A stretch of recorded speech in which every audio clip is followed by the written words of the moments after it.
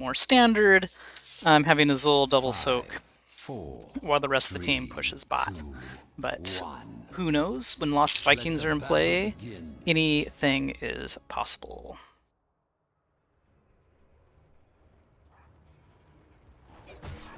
Alright, first engage started here in the middle. Monkus on the Kira, rooted, double rooted, triple rooted, goes for the slide, gets the big heal off. Murden jumping in, Kira gets away, no deaths so far. Let's look at our early talents here. Punk Rock Pirate on the Zul has picked up Shade, so that's going to give him a great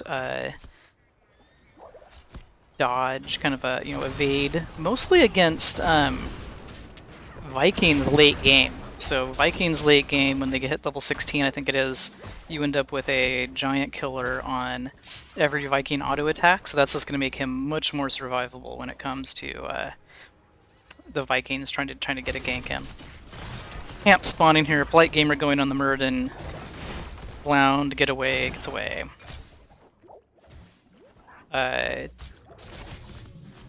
Zul'jin has picked up Recklessness. Zul'jin was played by Captain Roberts. Reckless, of course, helping him stack faster. Zul'jin gets whatever it is, some number of stacks, and he becomes much more powerful with two rotations of his axe spell.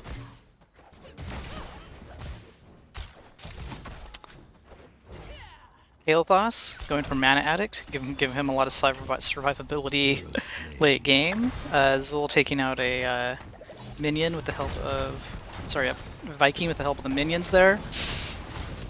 Magnitude defending these pumpkins, both teams just clashing mid lane here as expected on the bottom.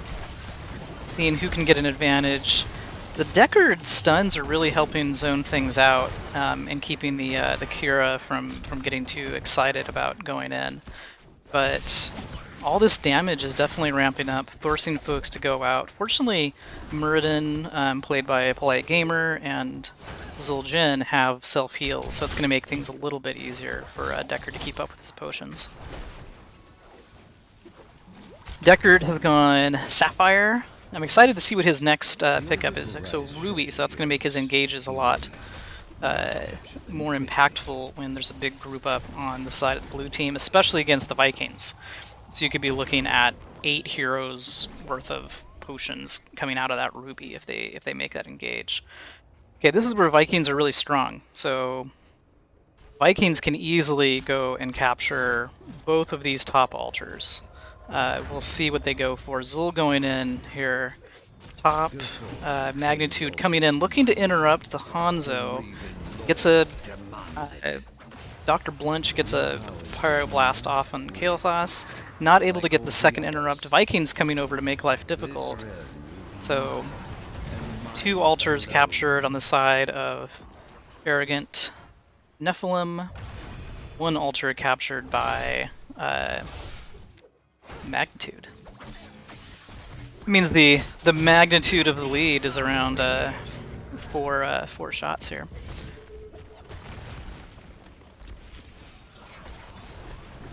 Murden gets low, decides to stay back and use his trait to heal up.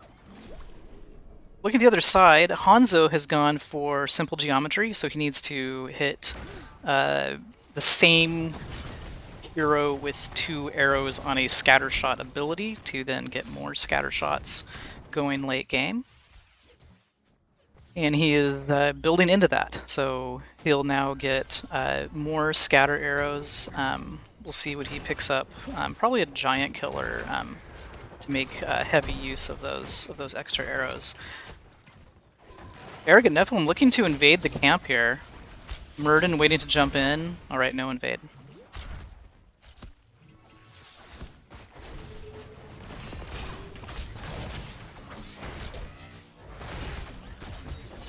Big engage here. Zul'jin looking to get away, uses his trait to run. Monkus on the Kira takes tons of damage but heals it all up. Zul'jin goes down to a Lili blind, making life difficult for her. If you notice on the side of Arrogant, they've taken double blind with the Lili and the Johanna is taking Zealous Glare.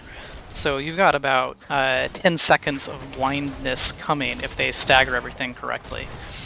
Big old bleed coming out from the Cure there, keeping Polite Gamer low, making it harder for him to get a straight activated heal back up.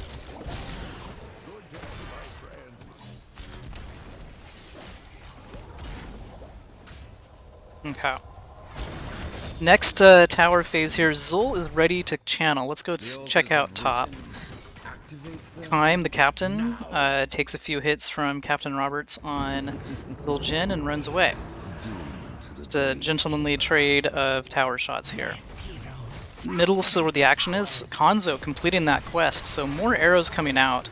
He's just going to be pounding on that damage. If we look at the current damage so far, he is leading the pack, not by much against Kael'thas, but definitely doing a lot of damage, and a lot of scatter damage, which is kind of hard for Deckard's potions to do. So Deckard's got his work cut out for him. You've got Wraithling, the IT administrator of Nexus Gaming Series, so thanks to Wraithling for his volunteer work, taking care of things on Deckard Cain.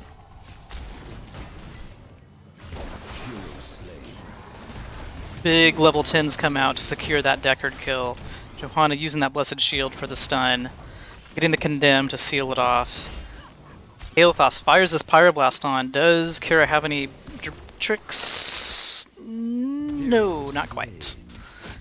Maybe Lily could have cupped or something, but I think that that Pyroblast is going to become a problem, especially when Kira starts diving in late game. Arrogant Nephalem looking to take their camp. Invaded by Magnitude here, forces him off. Blind number 1 comes out, not a problem. They're gonna get the clear. All 5 of Magnitude come in to secure this camp. If they can walk it into the towers, they clear the towers here on the wall. But I think Johanna is going to be effective in tanking this and nullifying the advantage they had. But nope, not enough. She gives up, and they go and take that tower. Nice stun by Kael'thas on the Monkus, on Kira. In the meantime, the pumpkins are pushing bottom lane. So I think that Magnitude has set this up a little bit better than the other team here, than Arrogant. Let's see what goes in. Big sleep from Deckard. The Zul thing comes out. Kira comes in with a big hit. Deckard goes down to that bleed. Other members are low. Johanna goes down. All the potions are used. No extra potions. Oh, no, there is one. Picked up by Zul'jin. Stays in the game. Kael'thas has not yet completed... Oh, yeah, no, he has completed his shield quest, I believe. Nope, he's got to get... Where is he? 14. No, he's not quite there yet. So he would be able to shield himself late game.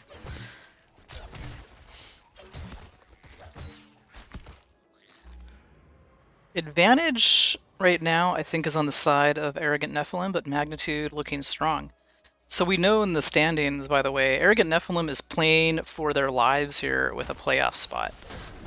They do have 2 games in hand, but if they don't win any of this next 2 games or only pick up 1 map here and there, they are out for the season. On the other hand, Magnitude is sitting pretty good in 6th place, so they are going to be making the playoffs pretty much no matter what.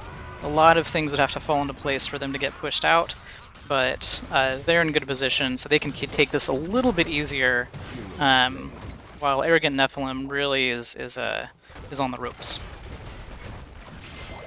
And I think we're seeing that play out in terms of maybe how coordinated and how serious they came in with their prep for this game. Alright, Arrogant Nephalem picked up bottom, which is kind of the key to this map.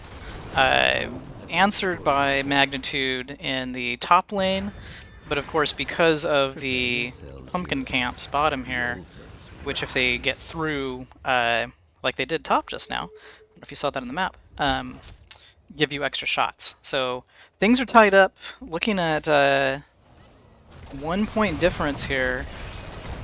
Johanna goes down. Nice route. Okay, now that we're rotating, this is becoming a little more. Oh. Magnitude decides to turn it on. I think early game they were maybe waiting for the Zul to come down. Um, but the Zul is kind of enabling these big plays with his Bone Prison, causing this problem. Kael'thas takes a big Kira spinny ult hit, whatever that thing's called. Unrelenting strikes. Deckard sleep enough to interrupt the Kira from healing up and getting out.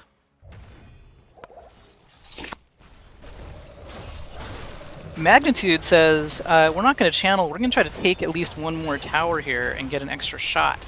So they take this no problem. We'll see if they channel now or if they're greedy and go to take back their own tower. They are not that greedy. Probably a good call. This Viking is in bad trouble here. Alright. How the turntables are turning. Magnitude looking stronger here. Big Hanzo stun arrow comes out. Lots of damage onto Zul'jin. Hanzo's too much for him with that extra scatter bonus. Lili puts her water dragon out to try to sustain herself. It's not enough. She goes down to the Kael'thas.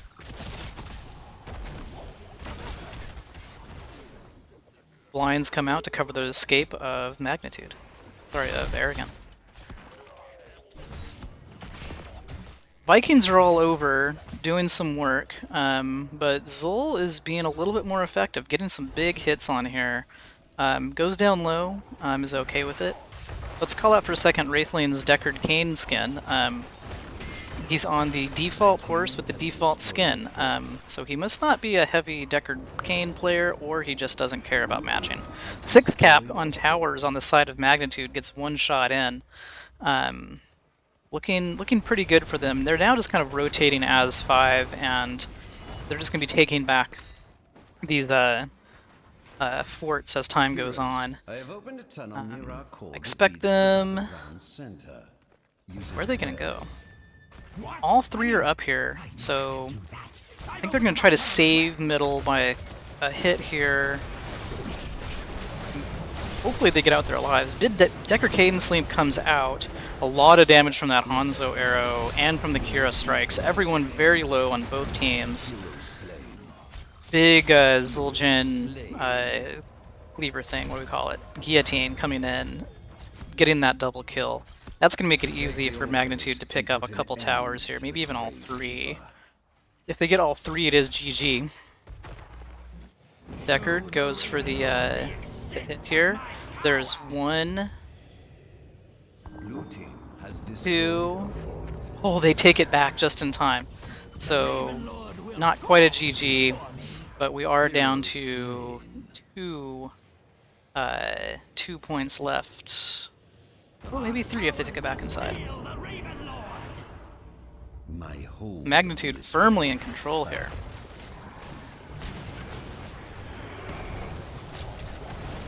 Zul pumps out his damagey aura thing. What do you call it? Poison Nova? Such an inventive name.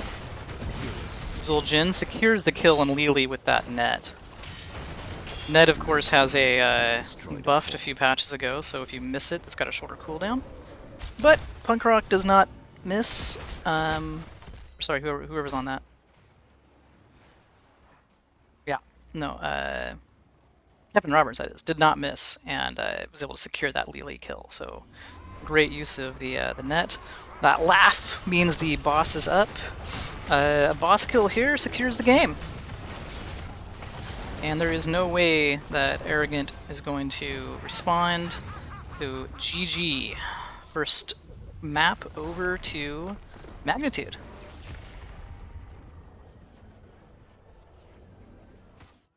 Magnitude of that win apparently was a 24-point spread.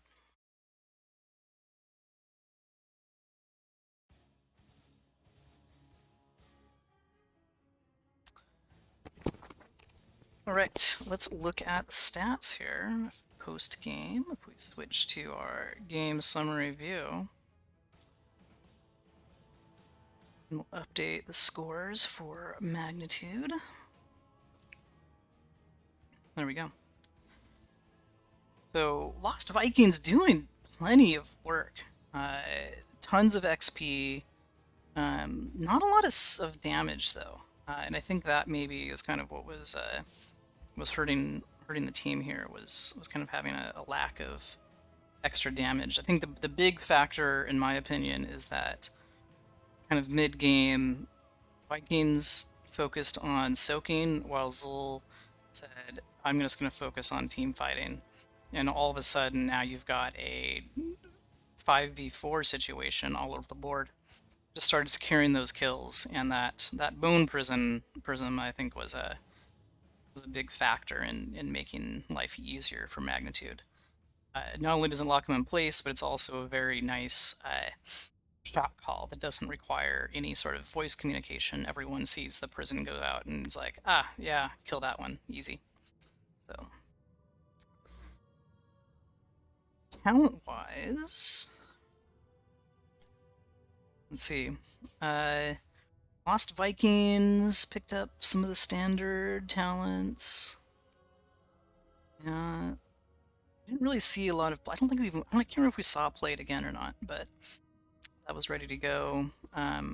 Nordic Attack Squad. This is the giant killer. Didn't really seem to have much of an impact. Stunned is nice, but wasn't really used. Here we go. Stun Arrow. Dragon's Arrow has got a lot of value. Between Dragon Arrow and Unrelenting Strikes, that almost secured kills several times. But I think the power of Deckard Cain and Ruby and later Superior Potion really really kept them from going down too much. Kael'thas, Pyroblast was a game changer for sure. You know, the arrogant Nephalem would get out of that fight, and with no cleanse or bubble or Oriel Crystal or whatever, just wasn't much could happen. Okay. We are into the next lobby, which is Infernal Shrines. Picked. And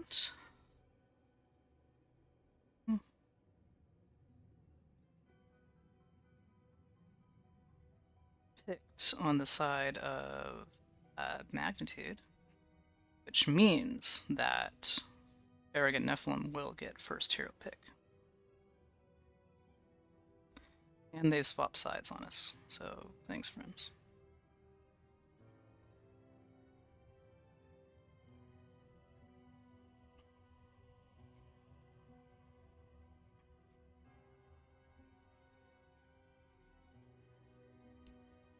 Okay.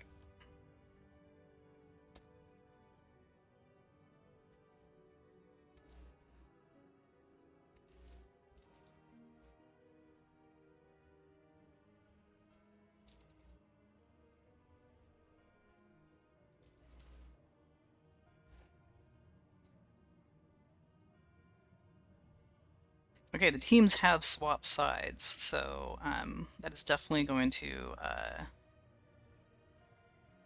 Oh my god, are they actually swapping back? Sake. I can't tell what they're doing. Okay. I'll cross off. So, Magnitude is going to be staying on the right side. Arrogant Nephalem will be staying on the left side. The logos don't actually swap, though, so that's too bad. Let's see if I can set up the logos correctly. Unimpressed with Magnitude's logo here. This is really not much.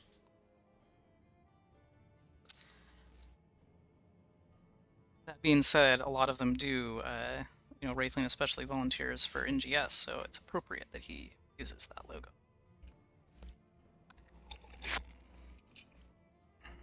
I'm gonna ask the teams to swap sides one more time.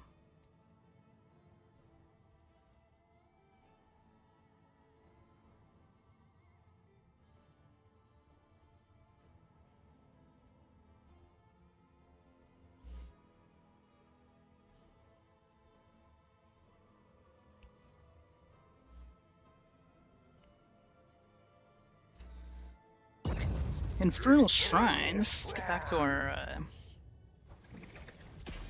go to our draft view, first of all, because I bet you'd like to see what they're drafting.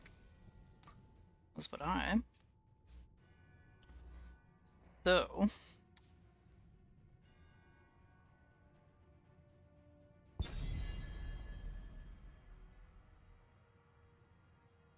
Magnitude with first pick?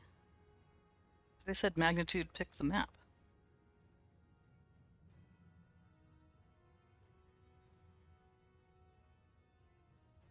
Well, I can't chat to them, so I don't know what's going to happen here. Anyways, Magnitude is taken. They're like, we're going to pick the map and heroes. Screw you guys. That's what happens, apparently. So we'll see. Totally thrown off here. I want to... Oh. As expected, they messed it up.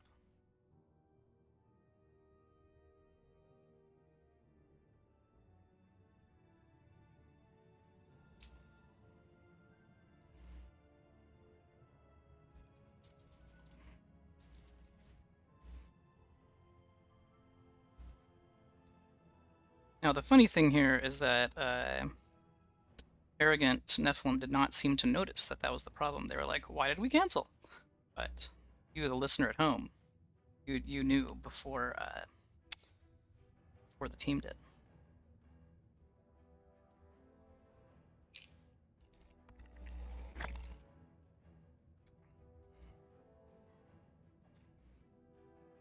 Yeah, don't forget to follow the channel.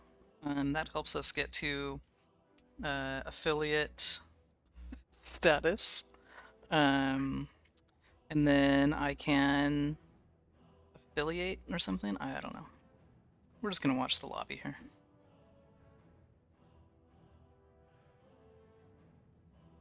Let's go back to our...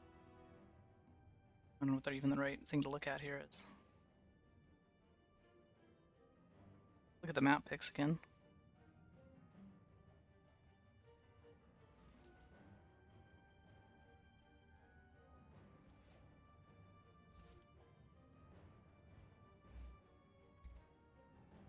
Okay, I think we're actually getting started.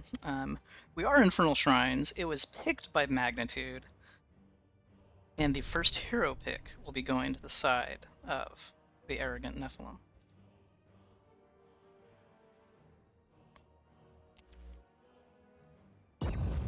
Infernal Shrine. And it's draft time.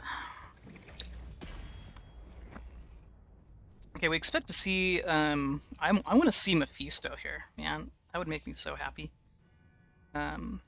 He's so strong on this map, and he's fun, and I like him. He's my favorite hero to play. But I have a feeling he's going to get banned, so I'll be sad. But if he does get played, then it's Mephisto time. We have a number of Mephisto players, including Monkus. So, Monkus, it's up to you. It's up to you to pick Mephisto. Good luck, we're all counting on you. Oh, Dr. Blunch too. So both teams have a Mephisto player.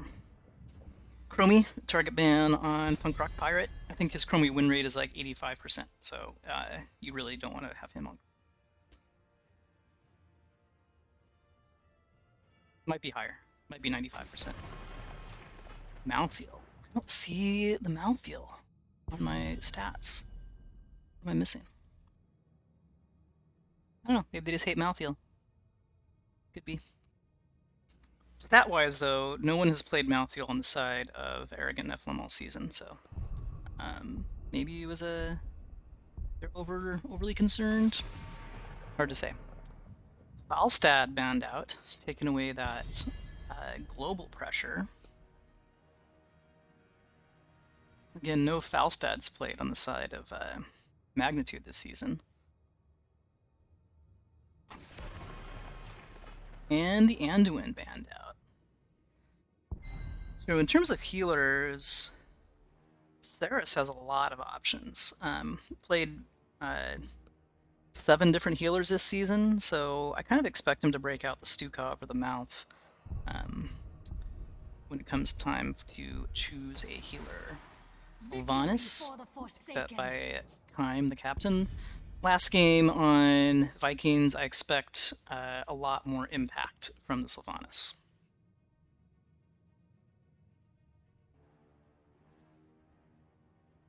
I liked the Zul. I don't know if they can pull it off again here, but the Punk Rock Pirate was super strong. Malthurian picked up instead by Magnitude, along with the Stitches. So Captain Robert's back on tank, going to be using that hook and pulling them into the Waiting Stitches roots. This could be gnarly for Arrogant Nephalem, depending on how good Captain Roberts' lag is tonight. The Nubarak, a good counter, puts out a lot of little beetles to stop the Stitches. And Tychus picked up by Sagotai. Sagotai, 6th Tychus game of the season, 3-2, so an able Tychus player. Tychus does a lot of damage to these little shrine minions, so in addition to kind of being OP in general. And a great pickup against the Stitches. So I think I expect Sigotai to have, or Sigatai to have really big numbers, especially using that giant color against Stitches. Gazlo, nerfed this week, banned out by Magnitude. Maybe they didn't read the patch notes.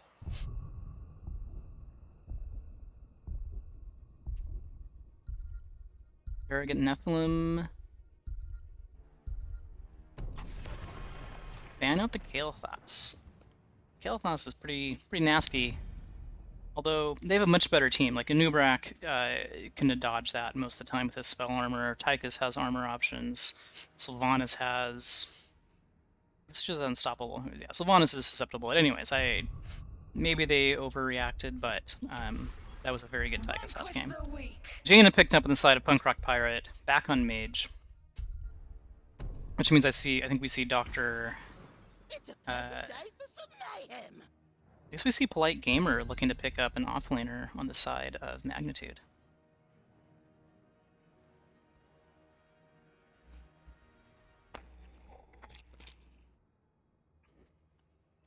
Saris, maybe picking up the Brightwing, maybe picking up again, I think Stukov is kind of the go-to. Imperious pickup from Monkus. Brightwing, nice. So offlane is pretty flexible for Arrogant Nephilim. They can send Sylvanas to go do offlaning business. They can send Imperious. They can even send Tychus, and he's not a terrible wave clear. So I really like the flexibility and camp tanking potential on the side of Arrogant Nephilim. Magnitude has a lot of low damage here, I would say, with the exception of kind of the Jaina Frost Blast coming out. So we'll see. If Junkrat can get him low and Jaina can finish him off, then you're looking good. Hogger adds a whole nother level here. First of all, his wave clear on the shrines is second to none, because he can set up an infinite spin on any of the shrine posts. So we'll see how well he does that. I think the key to the game, if you will, here is for Nephilim to manage is use their superior camp clear and their Sylvanas to leverage the macro. Augur is good macro, but the rest of this team is a little bit slower, so I think if Nephilim can keep the macro push heavy, they're in good shape. And then, of course, if they can isolate almost any of these heroes between Tychus, Sylvanas, and Imperious, it's just going to be stun and damage city. So a lot of pressure to execute on the side of Nephilim, while I feel Magnitude can really just sit back and poke and wait for those hooks to come in. So higher burden of execution on the side of Nephilim, but a lot is depending on these hooks from Captain Roberts on the Stitches. Alright, here comes the gank, or what do you call it, the invade from the side of Sylvanas to take this tower down early. They don't quite get it. Hook misses. Nubrak doing a great job up here in the upper right here of zoning them out. Imperius looks like going to be the offlaner against Hogger as the teams kind of get into it.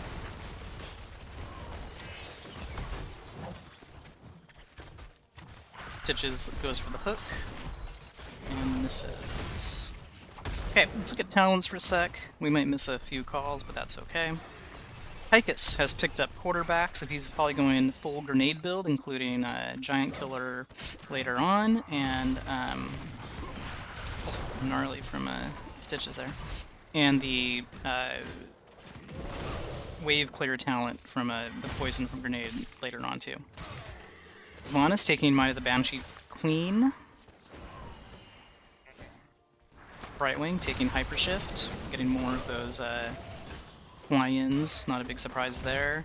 Imperius with Consuming Flame, so not going a spear build, probably going the offlane build, so I expect him to see the swipe talent. Nubrak picking up Legion of Beetles. On the side, played by Antaeus. So no role swaps, I believe, for Nephalem, while on the side of Magnitude, we had people kind of swapping all around. So Captain Roberts was on damage, has swapped to tank. Lunch was on Mage, has swapped to Junkrat auto attack. Punk Rock Pirate was on Zul, has swapped to Jaina, and Hogger was on Muradin, has swapped to Hogger. So Magnitude just kind of shaking things up. Okay, early camps have been cleared out and taken. Slight XP lead going here on the side of Magnitude. They're going to hit level 5 about the same time. I was going to say first, but no, it actually goes to the side of the Nephalem. Alright. Hogger and Jaina, much better timing on this camp, so that's the power of Hogger, is taking those fast camps. I feel like Nephalem kind of overstayed their welcome here mid instead of going off to take this camp. They're now going to be late to this shrine, so if Hogger gets here and gets set up, they could have this shrine cleared before Nephalem has a chance to respond. Going for the big gank. Gets there in time. A little too slow. Takes out the Brightwing. This is bad news. Imperius gets caught by these Junkrat traps. Oh, that was a bounce. Feels bad. Shrine is forgotten as Captain Roberts goes for blood here and just kind of goes in to push Nephalem back into their own base. Alright. Coming into shrine time, Hogger sets up his unstoppable spinning rotation. Almost makes it. 16 of 40, looking pretty good. Nephalem has given up on the shrine entirely, so the first shrine is not the most damaging in the world, so that's okay. But they realize that when you're down your healer and your main engager, maybe it's time to back off and get something else going. So they do that. At this point, they should be rotating down. Imperius not with them. He actually ended up picking up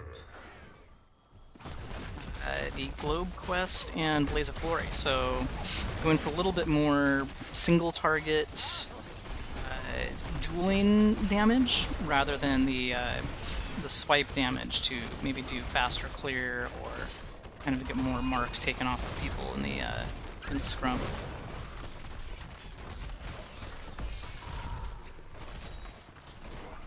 Nephalem does a great job of baiting the Punisher away, but they lose this fort in the process. Big advantage here on the side of Magnitude. This is going to be hard to overcome to some degree.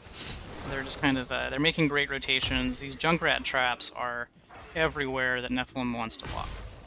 Every engage has been a Junkrat trap waiting for him, getting that initial slowdown, making the Stitches hook simple and often into the combo on the Wraith lane routes. So very strong play here. Imperius, let's look at him. Coming back to the other team here. All three camps picked up on the side of the magnitude. The magnitude of their camp taking is large. I'm gonna make magnitude jokes and see how many people drop the stream each time.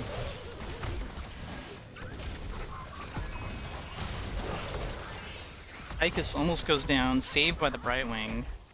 Sylvanas gets away. Everyone is very low, but not enough kill. I think, like we say, it depends on Jaina. If she's got her Frost Blast ready, they can take him out very quickly.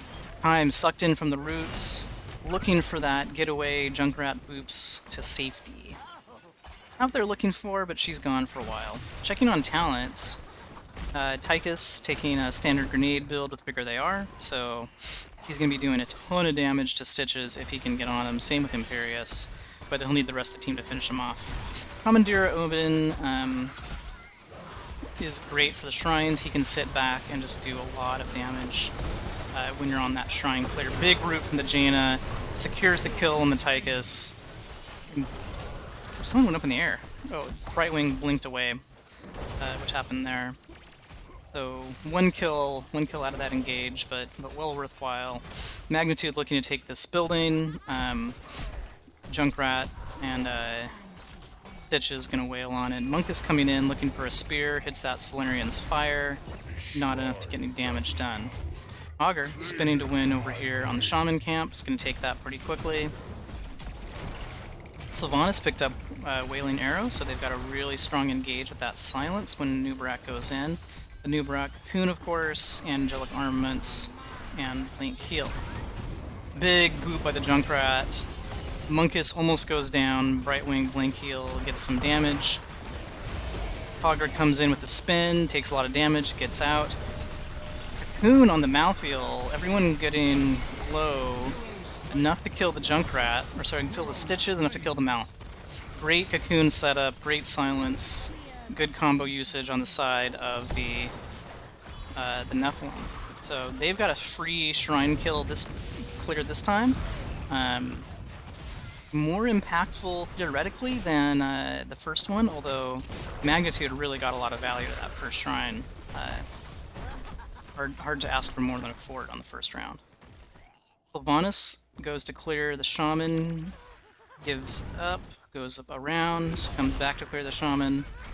Tychus commandeers the Odin. I guess since he's a prisoner, he's commandeering it like from Raynor or something. I guess that's the way this works in lore. I don't know, but you always want to read it as Commander Odin, but it's Commandeer Odin. Okay. Trying getting cleared by both sides. Great polymorph on that Augur.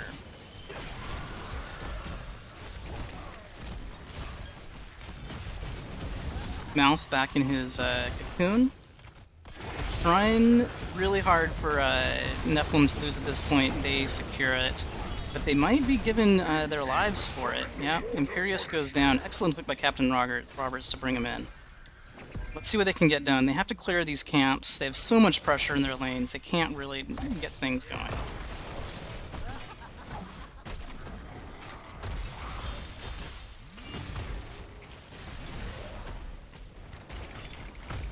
Bitches, baits the jump, just keeps it here.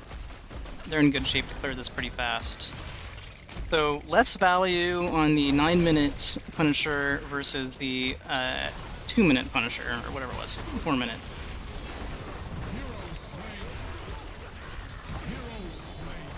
One for one here. Augur, a little low, looking for this kill on Sylvanas. There's the stun. Oh, misses the stun, but secured by the Junkrat. Magnitude looking very strong, still with a good push.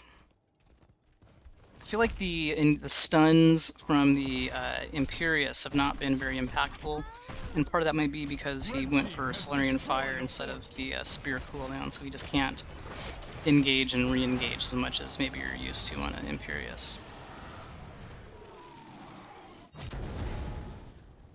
Sylvanas is also taking possession, so she'll turn minions to her side periodically. Wraithlane trolling people with the Vengeful Roots. Most people, I think, take the sleep at this point, but he said no. Jaina, halfway to her Ice Block quest. Hard to get the Ice Block when your engages don't last very long, right? So, she's picked up the kind of the Ice Lance build, so she's doing lots of Pierce when it comes to nailing through these minions. We've seen Ring of Frost twice now, both times catching people in it. Okay, engage coming in. Stun from the Hogger onto the Imperius, sets up the kill. Junkrat doesn't have enough to detonate his wheel to get it. He takes it over the fence, trying to get the Tychus settled down. Wraithlane uses Tranquility to heal his team up. They're still very healthy. Big camp push here, along with their quite good siege between Junkrat, Jaina, and Hogger. Takes down that wall, no problem. Hogger does some little stylish spinning to take a few extra tower shots before getting out. The Nubrak goes down. This could be game. How brave are they? Let's see. Another minion wave with a catapult coming in and a very healthy camp. So this fort goes down, and they run away. Boo. We wanted to see them go for core.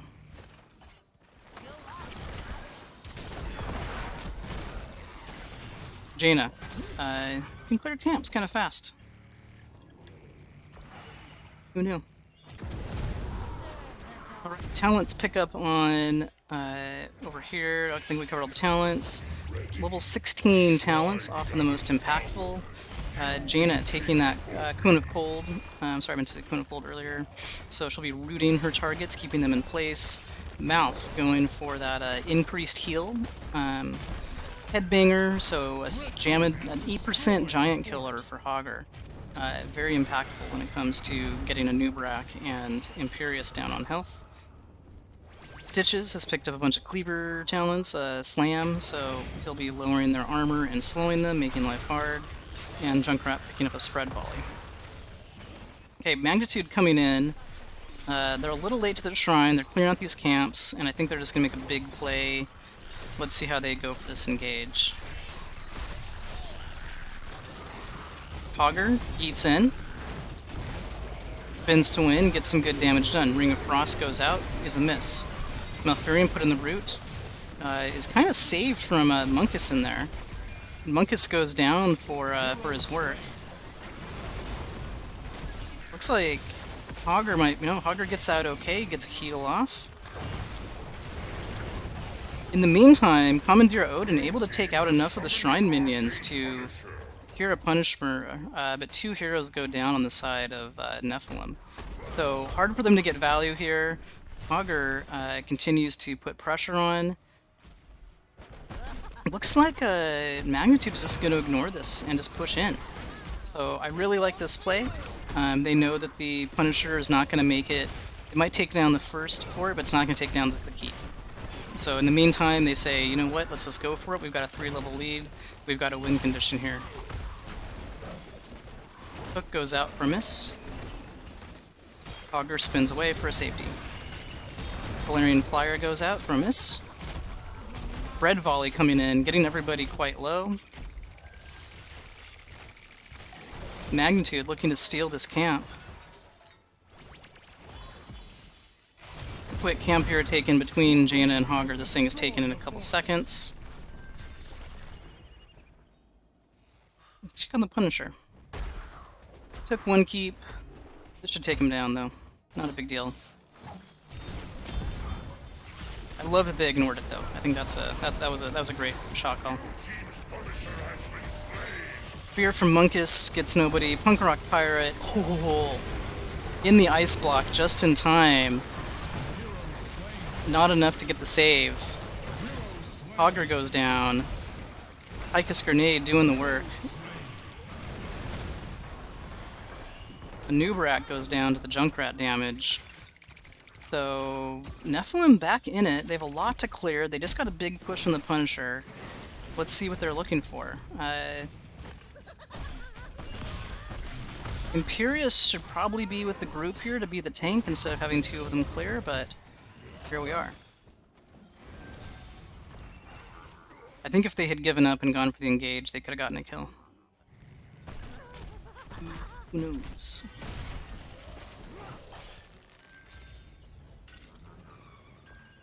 Magnitude takes the camp easily. Okay, looking at middle here.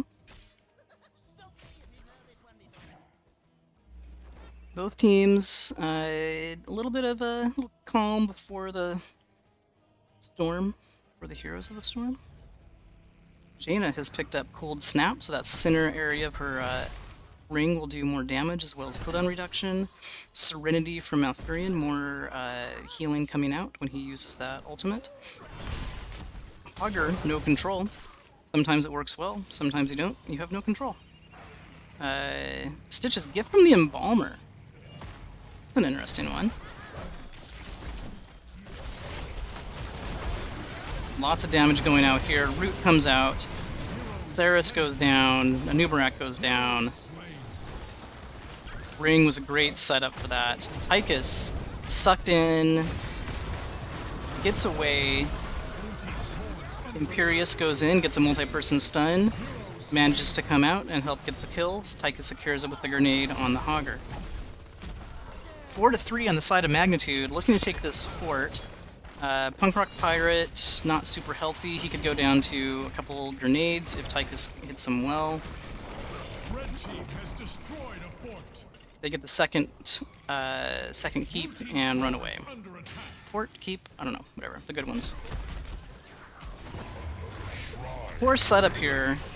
Lots of catapults, 4 catapults, 5 catapults. So this is going to take a core down real fast if left unattended to. Let's see how much they can babysit. Commandeer Odin using the big red button to clear this out. So core down to 75%, but successfully defended by the side of the Nephalem. Shrine here. Good chance for Nephalem to invade. Junkrat placing some traps, getting himself some vision. Magnitude taking this camp. They're going to take the camp and then invade, but they know exactly where they are. They're going to come and look for him. Okay, we've given up vision on the side of blue. Orange comes in. Light Gamer, stunned out of his spin, can't get anything done. Hogger goes down first. Malfurion in the cocoon goes down. Excellent value from Imperius here, securing these stuns. Malfurion goes down, Hogger goes down, Stitches goes down.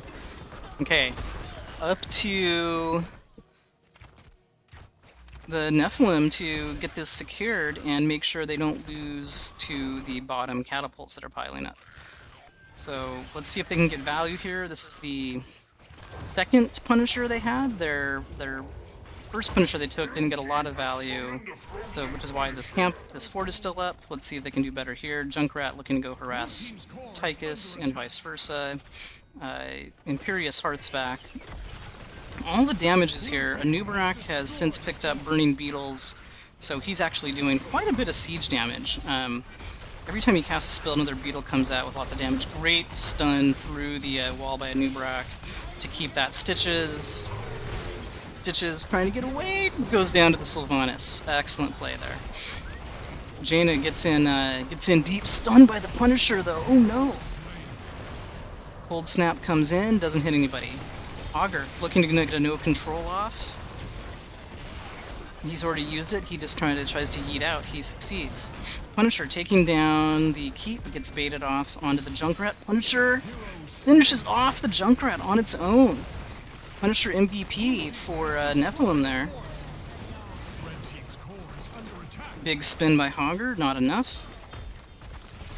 Punisher making these Punisher stuns are gnarly for these guys. Oh, no control, going strong. Might take out the Sylvanas, doesn't quite succeed. Core shields are down, looking to get it back up. Sylvanas staying alive here. Goes down to the Hogger eventually. Punisher is down. Tychus saved by the Brightwing. Made invisible through her invisible friends. Doesn't get the target off. They're trying to get this down. 37%. Burning Beetles doing their work. They're just trying to get everything they can on it. Imperious going all around. Whoa. That was a game.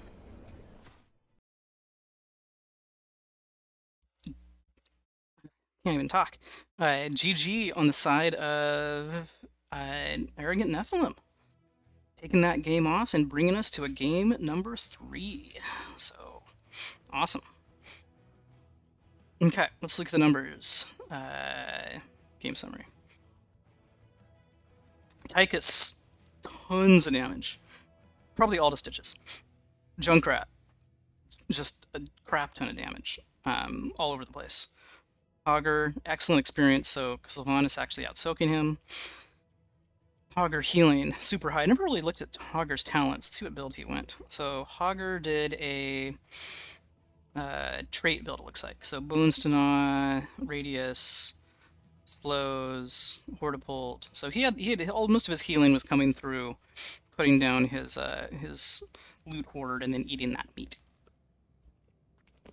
Stitches picking up a serrated edge, so giving a cooldown to that hook while giving a damage, and then also healing him later on. Putrid, what does this one do? I didn't even look at it. Putrid Bio does 150 heroes. It keeps Stitches. It makes Stitches die, or his death timer reduced. So, I guess Captain Roberts said, you know what, I might die, but I'm going to take the gift from the Embalmer and see if I can come back faster. So, fair plan. Imperious came online late game, and really was making some of those big stuns, those big plays. Okay, we're back in the lobby. I'm going to give you our map view here. Let me ask them who picked map.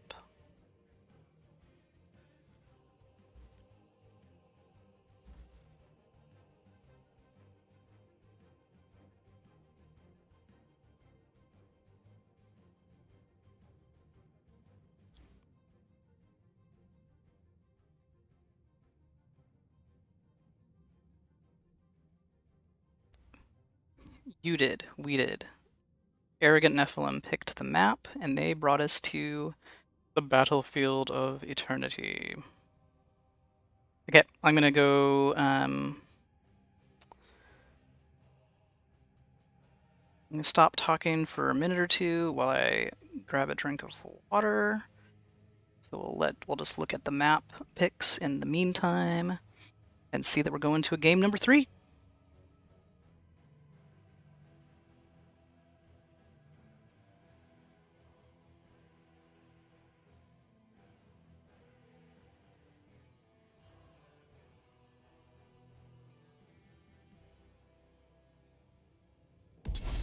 Battlefield of Eternity.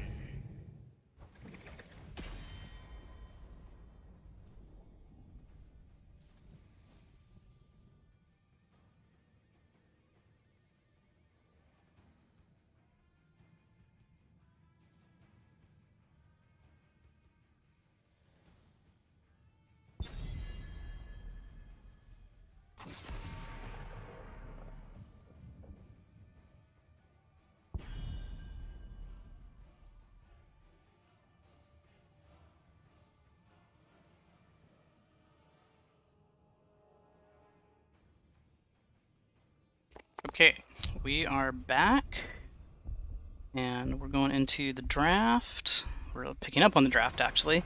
Magnitude banned out that Anubarak, who made some serious plays last game, so that is not a surprise. That is a what do you call it?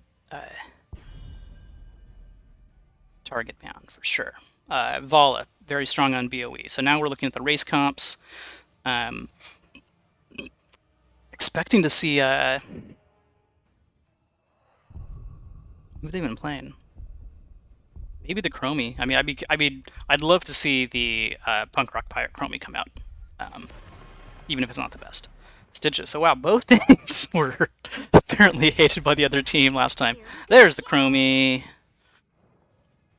I feel like Arrogant Nephalem may have regretted not sticking to the strategy of banning Chromie, but we shall see.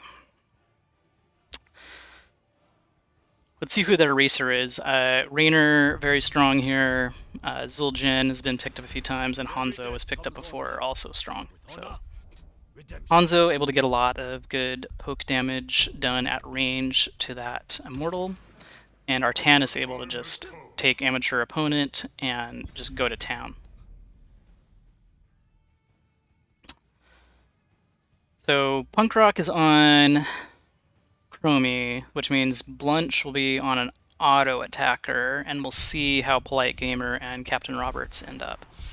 Wraithling going back to the Deckard, sticking with his vanilla skin, so unimpressive there.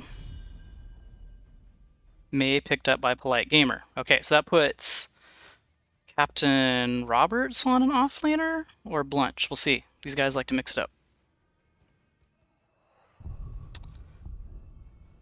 Bans coming out. We have no auto attacker on the side of Magnitude, so I expect to see an auto attacker ban or some sort of racer.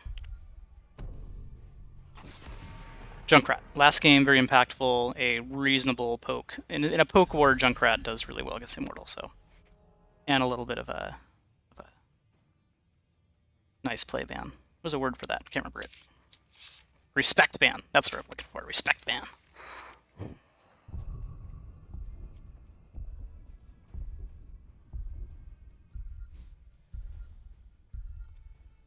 Simeon Flow, yes, the last game was insane at the end. If I was a betting man, I would have lost money. Johanna banned out on the side of Magnitude. Great game, first round by Antaeus with that Johanna. Sylvanas, very impactful. I would have liked to see Sylvanas over the Vikings first game. I think that was I think Vikings was a try, but you know. ETC in one of the good skins. I think only Mariachi skins should be allowed for ETC. So let's see what Antaeus has up his sleeve. Mosh Pit, going to be very effective here. A block party, very effective against Zul'jin. And Dr. Blunch looking to take a... Is he back on? Is someone back on Hogger? Was he on Hogger last game? The Ragnaros. Woo! By Fiber be purged.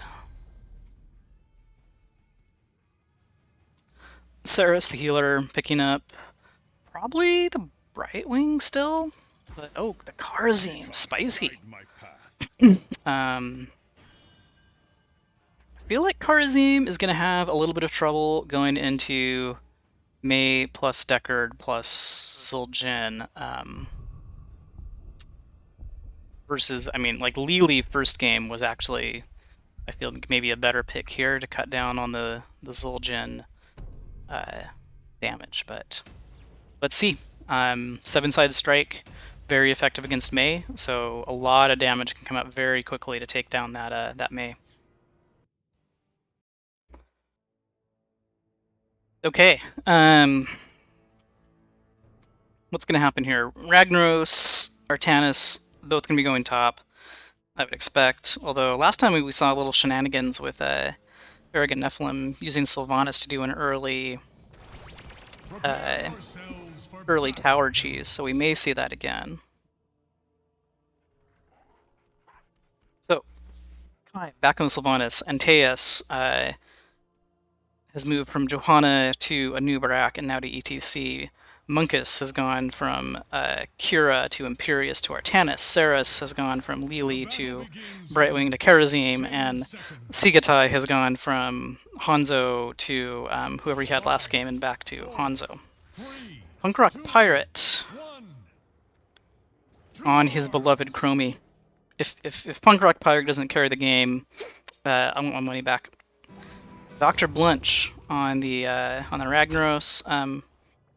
What's going on here? Do they know this is a 2-lane map? I don't know. I guess they're waiting for the rotate. So I think they're thinking that they can catch someone if they rotate up. Let's see what happens. They don't fall for it. They remember it's a 2-lane map, they come down. May getting the thick of things, taking a little bit of damage, not a big deal. She has plenty of healing, both her own self-healing and the Deckard potions to get her back up. Romy starting to pump some damage. I mean, not that much, but 223. Talent-wise, Chromie has gone for Dragon Breath. So, deep breathing talent. Stun goes out. It's a miss. Blind comes out from May. I was like, who blind? So yeah, May's auto, or Snowball rather, blind. So she's going to be looking to target Hanzo with that each time to get that blind onto Hanzo. Blizzard coming out, forcing them back. I like the double combo of the Deckard CC with the May CC. I think that could be a very good setup as things come out. So there's the triangle. ETC has to use Power Slide to get out instead of an engage, which is always sad if you're ETC. Captain Roberts, watching his stacks, he has gone for Recklessness. Not too many so far, but it really almost doesn't matter. When he gets on that Immortal and goes to like 1 HP, he can take it down.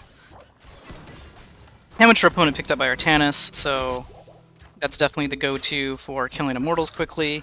Oh, rotate up here, looking for the kill on Artanis. Zul'jin gets the slow, gets the hit. Chromie, not even needed. So, Wraithling and Polite Gamer, this is just an annoying couple people to fight against. They're just not going to ever die, so that's nice for them to be there. Chromie helps Dr. Blanche take that camp, rotates back down. I shall land in a moment, as will my foe. Arrogant Nephalem taking their own camp, but Karzim has to hearth back. Everyone should be up in time for the Immortals to spawn, so Orange Team Immortal spawning on the Axe, Blue Team on the Shield. After the halftime show, of course. Oh, what? Blue Team will be on the left and Orange Team on the right. So first round Immortals are always very predictable in terms of where they're spawning. Nephalem looking to get the early lead on theirs, and they do so. They've got a very good race comp. Artanis is keeping Ragnaros Vinci, looking for the gank onto Blanche. Goes for it, easy.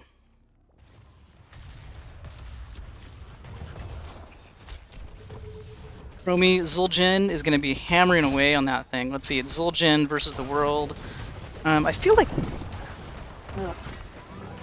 Magnitude should have just stayed on theirs and gotten as much damage done as they could. They get Artanis slow, but this Immortal is going to be very healthy with a big shield. If it can be finished off. Hanzo getting that great poke damage, that's why they took him. Chromie making the poke over the walls. Ugh. So gnarly to play against Chromie, especially a good one.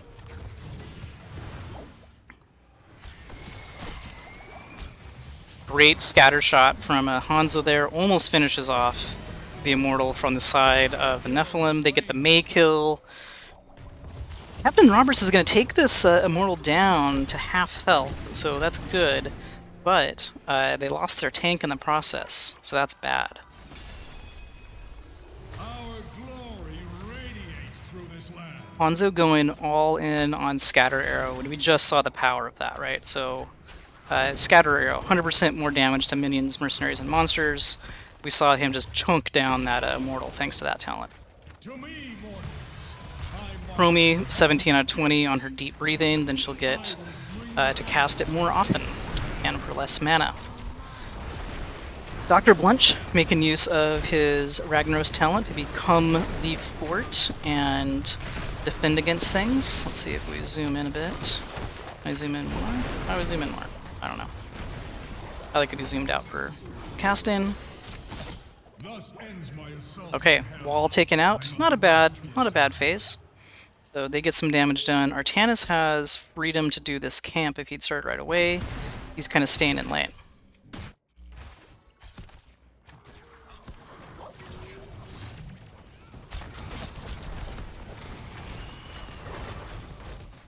Camp being cleared on the side of Arrogant Nephalem. Heroes slain. Artanis being cleared on the side of Magnitude. Camp being cleared by Punk Rock, with a little bit of help from Ragnaros. Big engage here as Arrogant Nephalem goes to engage on this tower if they can.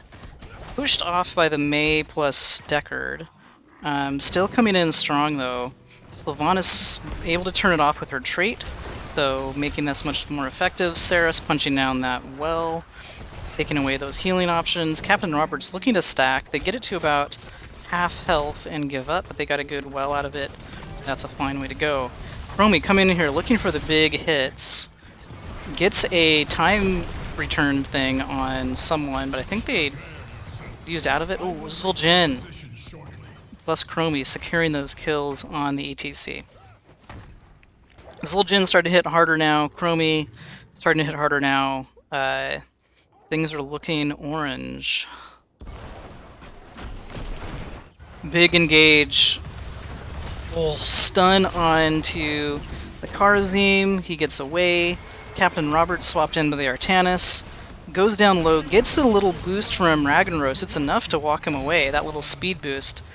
Polite Gamer looking really low, gets a few potions thrown at him from Deckard, gets away. Everyone gets away on the side of both teams. Chromie looking to just safely poke in on his own Immortal. Although this gives Arrogant Nephalem a great chance to take this Immortal down very fast. Magnitude just now coming back from death to get their damage on. Only about an eighth of a damage on that Immortal. After halftime, Immortals are on attacking sides, so a forced engagement or poke engagement here. Let's see what happens. Captain Roberts gets a bunch of hits onto the Artanis. May uses that snowball to get away. Hanzo uses his dragon arrow to take down the May. Chromie uses her time loop to defend against the ETC, getting away. Arrogant Nephalem moves in for the kill and goes to take down their Immortal. Hanzo again, super strong with that scatter arrow, takes it down easily. This is a nearly full shield Immortal, so that's gonna be rough. Artanis going over to clear. Apparently those globes are not Artanis's, or else they would have been picked up. Zul'jin going top. Interesting. He's gonna try to get a kill? I feel like he wants to pin the Immortal. Whatever. Ragnaros becomes the building. By Fiber be purged. The Immortal doing a ton of damage to Ragnaros in his form, comes out of it. Now that Ragnaros is out, Nephalem come back in to engage. Chromie time stop pauses that. Dragon Arrow misses everybody. Time stop gets the ATC back to kind of where he wants to be. The Immortal finishes off this bottom fort. Fort keep. I think the announcer always says fort. Interesting. Immortal goes down the rest of the hits here. No big deal. Nephalem up 12, level 12 to level 11. Takes the camp. Lots of pressure in all the lanes. Looking to take this other fort if they can. Looking for an engage. Coming up, they might do a camp engage, or they might just go for a top fort take. My money is on the top fort at this point, given where things are positioned. Fast clear through Chromie here. Artanis goes in, time stop, moves people around. Nice May Snowball disengages, allows May to take the camp and slowly finish it off. The price for that was Deckard Cain. Sorry, Wraithling. May stunned out, goes into the ice block, gets low. Captain Roberts goes down. Alright, 4v3 here on the side of the blue team for your Nephalem. Sylvanas turns off that fort. They take it easily. Dr. Blunch super low, Polite Gamer super low, both hearth back. Looking to pick up this camp steal. I mean, they know they're doing it, but thanks to the build of Hanzo here, they're able to get it down very quickly. Let's see, Polite Gamer gonna go in and try to make a play if he can. Goes in for the icing, it's not enough. Goes for the blizzard, it's not enough. Damage-wise, Chromie looking strong, but not as strong as Hanzo. Let's see what happens here.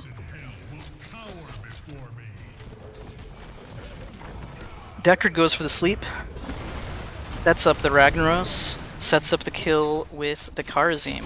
So no healer on the side of blue team Nephalem for this entire phase. So they're just gonna have to defend on their poking. Magnitude coming in looking for the second kill. ETC gets a slide away. Very nice to escape on that one. Zul'jin able to do his thing down here. He's gonna take this thing down, no problem. So halftime is definitely going over the side of the orange team. We're waiting for Karazim to get back before we can make this big engage. Oh, Polite Gamer gets a little too excited here. Almost steals it, snowballs him away, makes it. Ragnaros comes in looking for the damage. Excellent mosh pit to turn that around. That was a risky play. That was a. If I have magnitude in my post game summary, I'm not gonna look back at that one.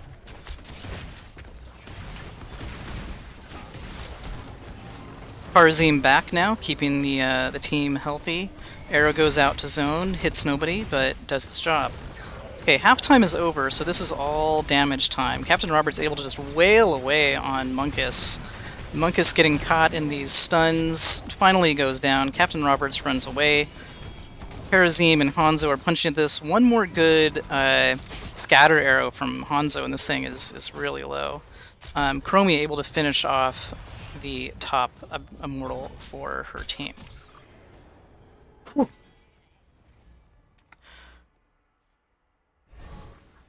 Let's take stock here. Nephalem up by 1 level. Up by 2 buildings. Magnitude down by level, down by 2 buildings, but they have an immortal coming in. Their whole team kind of had to hearth. They're getting a late start on it, so they may not get too much value, but at least they were able to stop the bleeding in terms of losing buildings. This immortal going down super fast thanks to this tower still being up, and the Hanzo and the amateur opponent. Mei looks for the snowball, gets it. Hanzo takes down the Zul'jin thanks to that dragon arrow. 2 out of 5 ain't bad. ETC is stuck in all the stuff. Deckard goes for the big sleep, but he's all alone. No setup from that. But a good way to cover his retreat here. Nephalem looked like they might be. Well, they see the Ragnaros, so I think they're going to go for the Ragnaros gank down here on bottom. Looking in the bottom right corner of the screen to see how this is coming in. Artanis clears this out. Ragnaros in trouble. Does he get away? Tries to, puts out his Sulphurous Smash, unable to escape the Sylvanas Kite. Chromie puts out her Time Loop. Karazim uses his 7-sided to turn it off. Gets away, 2 down on the side of Orange. And Nephalem back on the warpath here, looking to take out the Captain Roberts. Time stop by Chromie. Enough for Captain Roberts to get away. Dragon Arrow comes out, separating the orange team. And Teus and team decide to hightail it for this camp.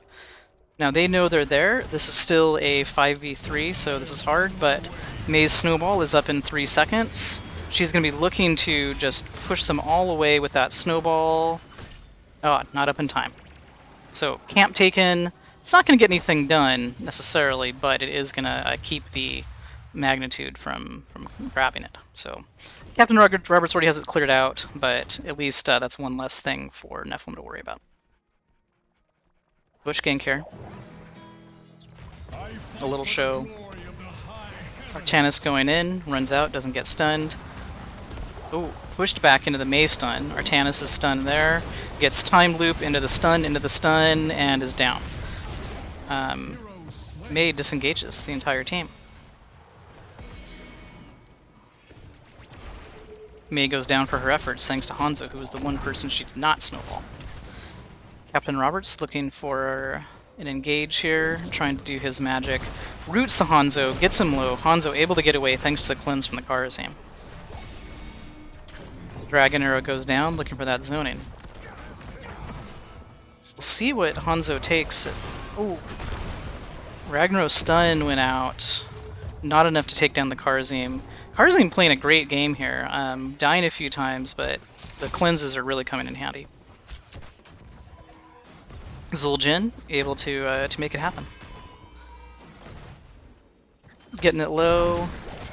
Nephalem re-engage, looking for this Wraithlane kill. Miss slide there. Both teams enter halftime at about halfway. The Immortals have just swapped sides, so there is an opportunity for them to both wail on it, but they were on different sides, so they're trying to do the dance of exchanging. Hanzo making the most of his poke, getting this free poke in. Let's see if Chromie goes around for the flank again. No, she stays for the team fights. Looking to take poor Artanis down again. Dragon Arrow comes down, gets everybody really low, but not enough. Monkus avoids the Ragnaros ult, but gets got by the Mei ult. Everyone on orange kind of pushed into that corner. ETC interrupts the Deckard sleep. That's down for 10 seconds. Big mosh gets 2 people caught in it. Mei goes down, Zul'jin goes down, Chromie's time loop saves the day to get them on an escape, but this is a fairly healthy Immortal coming in top lane. Bottom lane, not much happening. The advantage should be to blue over time, so we can more or less safely ignore it. Here comes the catapult. That's going to even things up on bottom. Mei and Zul'jin are down. This is a great time to invade if your color is blue. Let me make it clear. Well, both teams see blue, but you know what I mean. If you're watching and you see blue.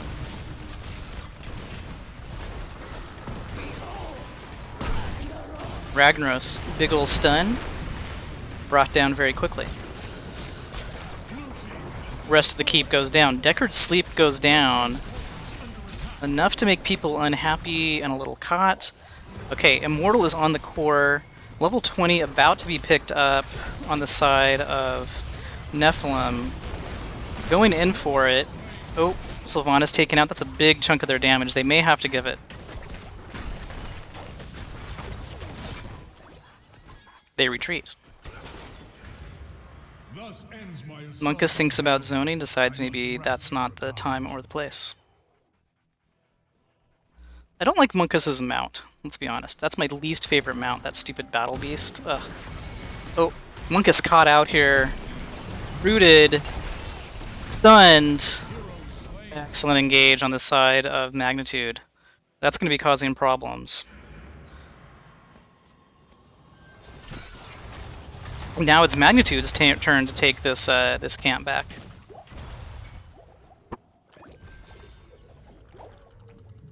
See, Hanzo picks up the cooldown on Dragon Awakens, so he'll be getting. You'll see a lot more Dragon Arrow-y double dragons coming out. Karazim even more deadly with his 7-sided strike. Wraithlane taking a big hit from that.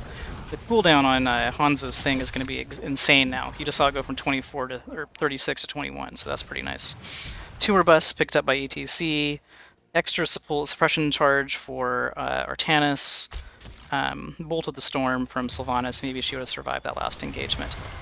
Oh, Hanzo gets away. Oh, but he's brought back in and then slept. But then he's saved by the snowball, but then he's killed. That was an emotional roller coaster of Hanzo.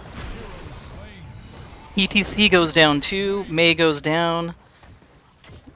Both teams a little sad. Dr. Blunch goes and has to defend the core. Core taking damage from the catapults at 54%, so this is going to be an issue for them. They're going to have to defend that every single time now.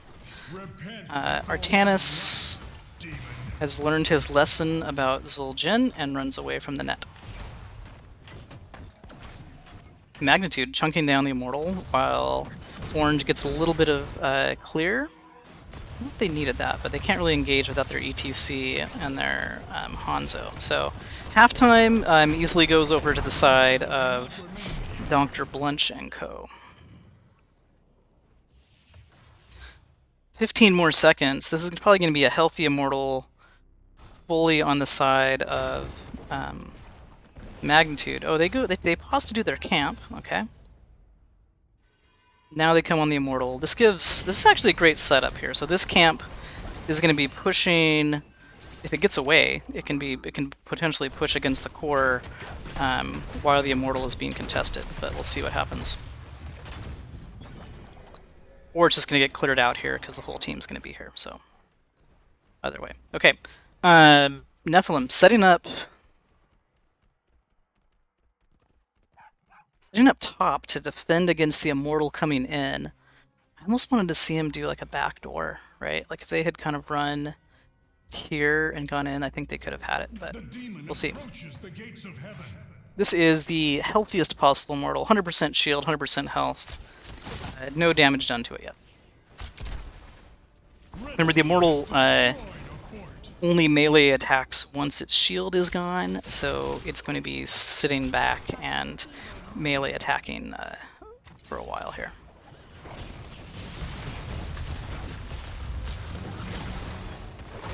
Everyone on both sides is up. Deckard thing is hitting quite hard now, that triangle. Swirl of ceiling. Hanzo starting to use his arrows. We'll see those coming out periodically, depending on how many heroes he hits with his scatter arrow. Immortal doing some stuns, making life difficult on the side of... Oh! Mosh, Sleep, and Snowball all go out. ETC goes down. Silence comes out on the side of Sylvanas to keep Deckard from casting. May gets unhealthy, but ultimately succeeds in getting away. Fatty Immortal coming in to do damage on the core. It's really low. Artanis is going to try desperately to finish it off. Ragnaros finishes it off with his building. Whew.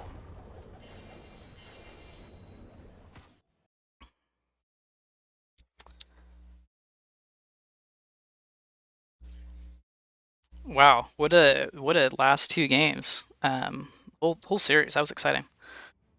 Man, what was the turning point? I think when they lost.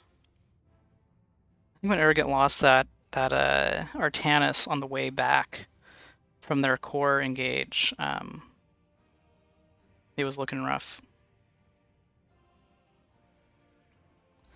But let's see if we can get a interview. Punk Rock 5 interview.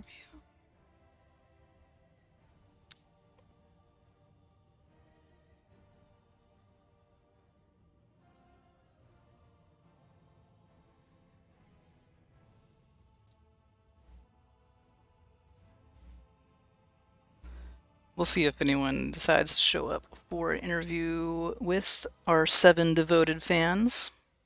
At one point we had like 13 in here. Oh, we're up to 11. Everyone's ready for the interview. Okay.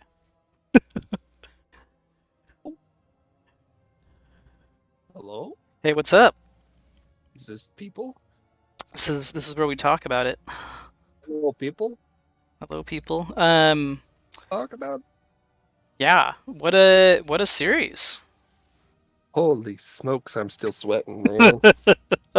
Hands are sweating, my pits are sweating, feet are sweating. That was a tight game. Tight yeah. game.